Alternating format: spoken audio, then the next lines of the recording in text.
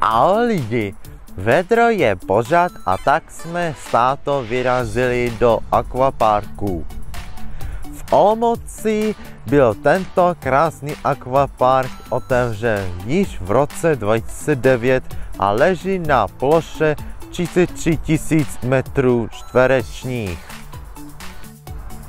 Akvapark Olomouc návštěvníkům nabízí zajímavé adrenalinové a relaxační vodní atrakce, odpočinkové zóny, masáže a solária.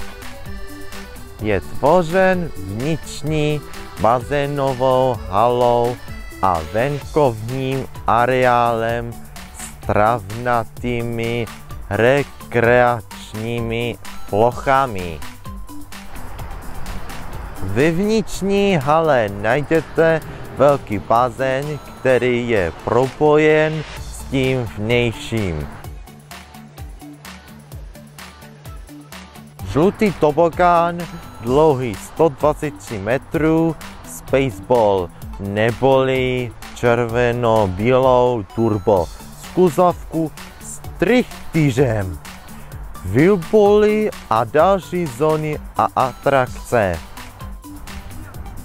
V letním areálu je venkovní víceúčelový bazén se 3 plaveckými drahami, dětský venkovní bazének, široká skluzavka a také modrý tobogán o délce 117 metrů.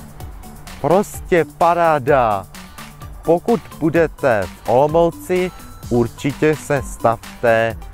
Mějte se krásně, zdraví vás Slavka!